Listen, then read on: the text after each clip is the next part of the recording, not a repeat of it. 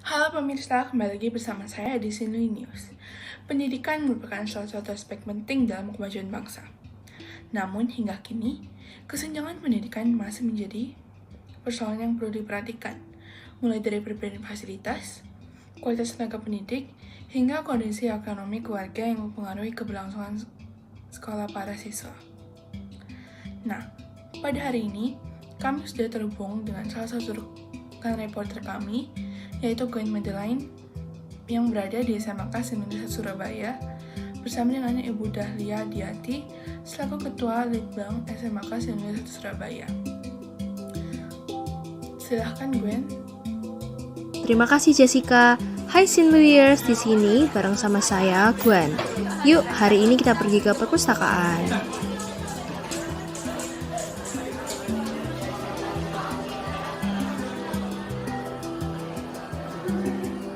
Nah, ini ada alat scan mukanya, keren banget ya. Nah, ini sekarang kita udah ada di perpus SMA Katolik Sinu 1 Surabaya. Kita mau nanya informasi guru kami, yaitu Bu Dahlia. Yuk kita tanyain. Selamat pagi Bu. Ya, Ibu Dahlia ini adalah Ketua Litbang selaku juga guru di SMA Katolik Sindui 1 Surabaya. Nah, Ibu, saya mau menanyakan beberapa hal tentang kesenjangan ekonomi dan dampaknya pada pendidikan. Pertama, menurut Ibu, seberapa besar pengaruh kondisi ekonomi terhadap kualitas pendidikan di Indonesia? Kalau menurut saya memang ada pengaruhnya antara perekonomian atau keadaan ekonomi keluarga dengan pendidikan yang anak-anak alami. Ya, tentunya pasti untuk yang ekonomi lemah seperti itu ya, mungkin anak-anak jadi agak kesulitan dalam bersekolah. Tetapi sebenarnya semuanya bisa diusahakan bagaimana supaya anak-anak tetap bisa bersekolah dengan baik.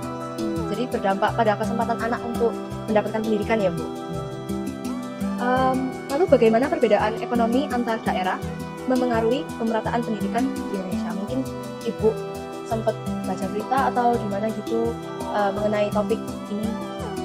Oh, mungkin seperti kalau yang di luar pulau seperti itu ya, yang artinya fasilitas pendidikannya juga masih sangat minim, kemudian ekonomi keluarganya juga masih ya di bawah, itu pastinya akan lebih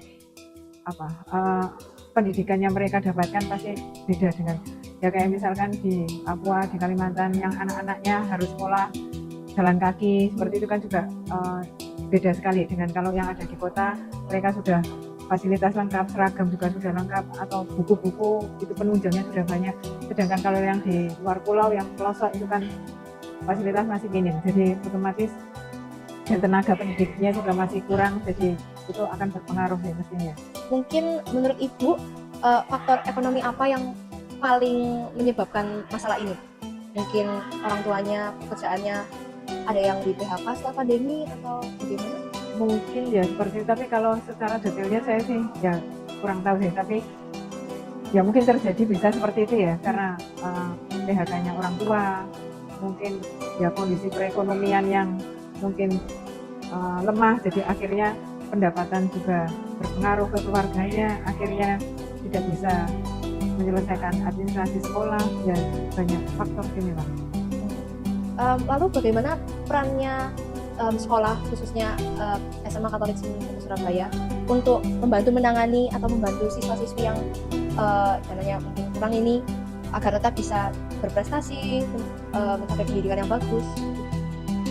Pada dasarnya untuk anak-anak yang mengalami kesulitan, kami sekolah tidak menutup fasilitas-fasilitas untuk anak itu. Jadi anak itu tetap bisa sekolah, anak itu tetap bisa mengikuti ujian, walaupun mungkin ada hambatan di penyelesaian administrasi sekolahnya, SPP atau seperti itu. Jadi tapi tetap anak-anak itu tetap bisa sekolah. Itu salah satu, karena mungkin ada sekolah yang belum lunas, ya sudah, kamu tidak boleh sekolah, tidak boleh ikut ujian atau tidak. Tapi untuk Sinu 1 kami kan tetap anak-anak tetap bisa menyelesaikan ujian sampai akhir. Tapi memang dari sekolah ada tindakan-tindakan untuk ke orang tua. Jadi tentunya ada penagihan ke orang tua dan dibicarakan orang tua berminat seperti apa, atau ada cicilan atau ada keringanan seperti itu. Kalau menurut Ibu sendiri, kebijakan apa yang paling efektif dari pemerintah juga berkolaborasi dengan sekolah atau masyarakat untuk menangani masalah ini? Mungkin ya menyentuh masyarakat yang artinya menengah ke atas untuk bisa membantu membantu untuk anak-anak yang masih tertinggal ini. Sebenarnya kan juga di masyarakat banyak LSM kan ya, yang perhatian ke pendidikan. Jadi mungkin ya LSM ini bisa juga, tapi saya percaya kok mereka kan juga sebenarnya sudah punya program-program khusus untuk anak-anak yang kesulitan dalam belajar. Kalau dari segi Ibu sebagai guru, mungkin peran apa yang bisa Ibu ikuti dalam mengatasi perbedaan latar ekonomi ini?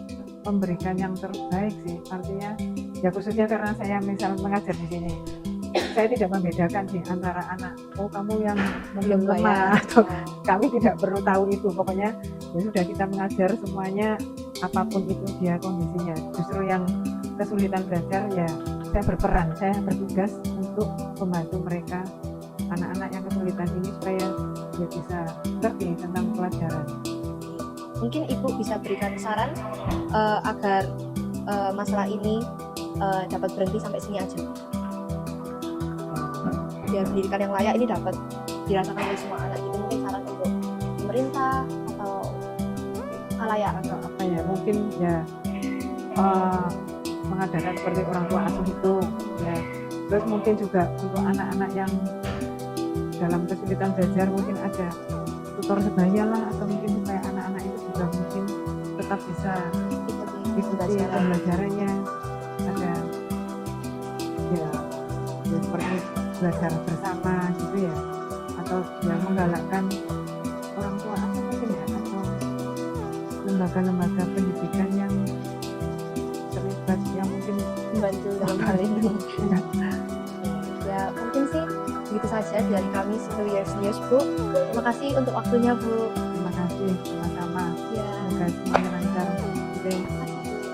Ya, Sindu Years. Mungkin itu aja dari segi guru dan juga ketua dari Litbang SMA Katolik Sindu 1 Surabaya.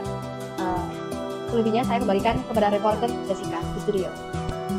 Baik, terima kasih Gwen dan Ibu Dahlia atas laporannya. Nah, dapat disebutkan bahwa kesenjangan pendidikan masih menjadi tantangan yang harus dihadapi bersama, baik oleh pemerintah, lembaga pendidikan, maupun masyarakat. Saya Jessica pamit undur diri, sampai jumpa di berita selanjutnya hanya di Sindu News.